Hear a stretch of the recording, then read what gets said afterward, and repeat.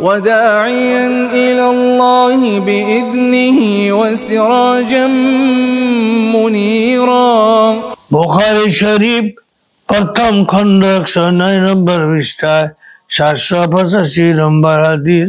মুসলিম শরীফ প্রথম খণ্ড 180 নম্বর পৃষ্ঠায়। আবু দাউদ শরীফ প্রথম খণ্ড 124 নম্বর পৃষ্ঠায়। নাসাই শরীফ প্রথম খণ্ড 102 নম্বর পৃষ্ঠায়। তিরমিজি শরীফ প্রথম খণ্ড 66 নম্বর পৃষ্ঠায়। মিশকাতুল মাসাবিহ ৭২ নম্বর পৃষ্ঠায়। হযরত আবু হুরায়রা রাদিয়াল্লাহু আনহু থেকে বর্ণিত, তিনি বলেন, আন্না রাজুলান দাখালাল মাসজিদ ওয়া রাসূলুল্লাহি সাল্লাল্লাহু আলাইহি ওয়াসাল্লাম জালিসুন في ناحية المسجد فصلى ثم جاء فسلم عليه الأخير الحديث। এক ব্যক্তি মসজিদে প্রবেশ করে নামাজ আদায় করলো। রাসূলুল্লাহ সাল্লাল্লাহু আলাইহি ওয়াসাল্লাম তখন মসজিদের এক কোণে বসা ছিলেন। এরপর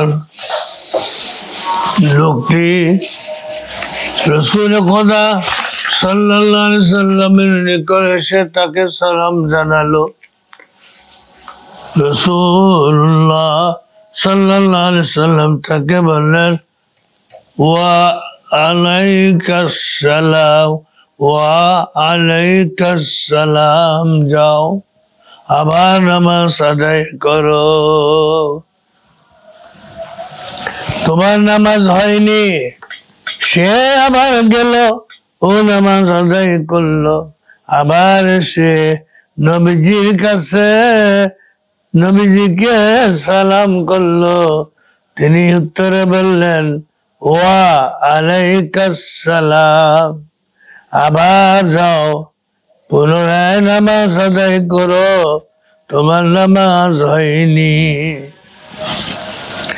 এরপর তৃতীয়বার কিংবা এর পরের বার লোকটি বলল, হে আল্লাহর রাসূল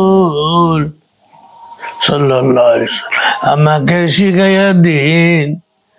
তখন রাসূল পাক সাল্লাল্লাহু আলাইহি ওয়াসাল্লাম বললেন, তুমি যখন নামাজ আদায় করতে ইচ্ছা করবে, প্রথমে ভালোভাবে ওযু করবে, এরপর কিবলার দিকে দাঁড়িয়ে তাকবীরে তাহরিমা বলবে, তারপর পবিত্র কোরআনুল কারীমের থেকে যা পড়া তোমার পক্ষে সহজ হয় তা পড়বে, তারপর রুকু করবে, রুকুতে প্রশান্তির সাথে থাকবে,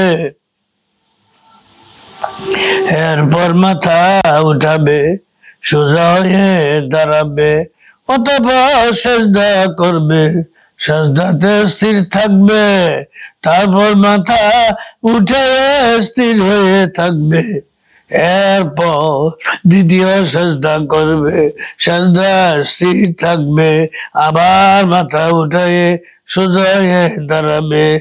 এইভাবে তুমি তোমার সব নামাজ আদায় করবে। সুবহানাল্লাহ। বুখারী শরীফ প্রথম খণ্ড 102 নম্বর পৃষ্ঠায় 733 নম্বর হাদিস। মুসলিম শরীফ প্রথম খণ্ড 180 নম্বর পৃষ্ঠায়।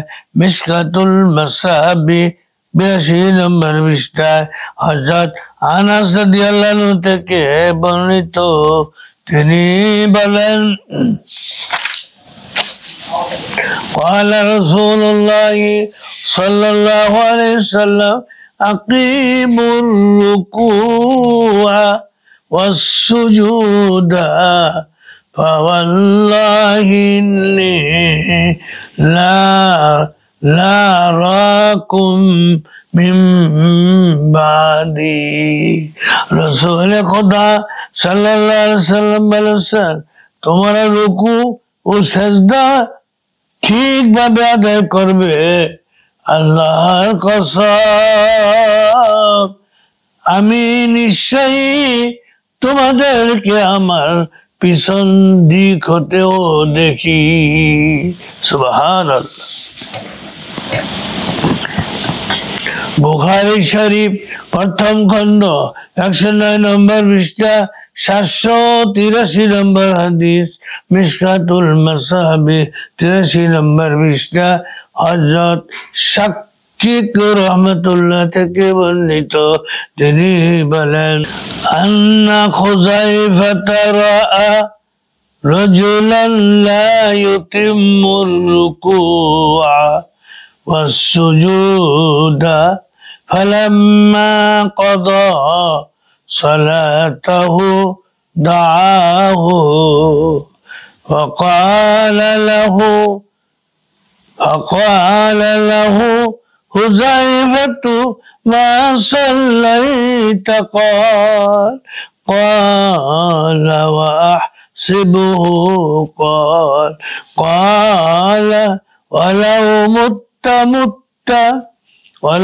مت على غير الفطرة التي فطر الله محمدا صلى الله عليه وسلم হযরত হুযায়ফা রাদিয়াল্লাহু আনহু এক ব্যক্তিকে দেখলেন সে তার রুকু সিজদা পূর্ণ করছে না সে নামাজ শেষ করলে তিনি তাকে ডেকে বললেন তুমি নামাজ আদায় করনি শাকিক রহমাতুল্লাহ বললেন আমার মনে হয় হুযায়ফা এই কথাও বলেছেন যদি তুমি এই অবস্থায় মৃত্যুবরণ করো তাহলে নবী করিম সাল্লাল্লাহু আলাইহি সাল্লামকে যে দিনের উপর আল্লাহ সুবহানাহু ওয়া তাআলা সৃষ্টি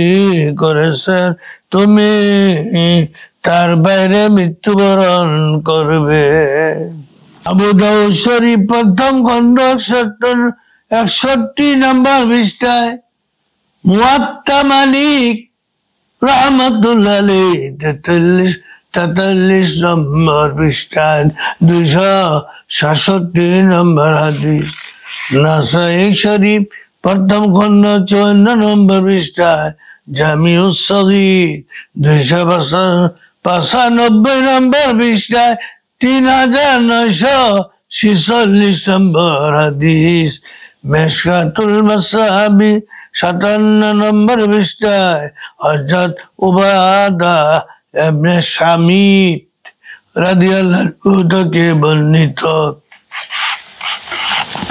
তিনি বলেন قال رسول الله صلى الله عليه وسلم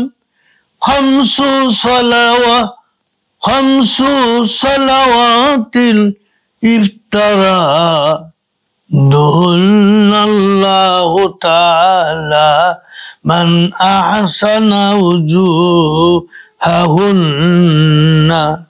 رسول خدا সাল্লাল্লাহু আলাইহি ওয়াসাল্লাম বলেছেন পাঁচ ওয়াক্ত নামাজ যা আল্লাহ সুবহানাহু ওয়া তাআলা বান্দার জন্য ফরজ করেছেন যে ব্যক্তি নামাজের জন্য ভালোভাবে ওযু করবে সঠিক সময়ে আদায় করবে এবং এর খুশুকে পরিপূর্ণ রূপে করবে তার জন্য আল্লাহ সুবহানাহু ওয়া তাআলার ওয়াদা রয়েছে যে তিনি তাকে ক্ষমা করে দিবেন আর যে তা না করবে তার জন্য আল্লাহ সুবহানাহু ওয়া তাআলা ওয়াদা নেই ইচ্ছা করলে তিনি ক্ষমা করে দিতেও পারেন আর ইচ্ছা করলে শাস্তিও দিতে পারেন ওয়া আখিরু দাওয়ানা আনিল হামদুলিল্লাহি রাব্বিল আলামিন।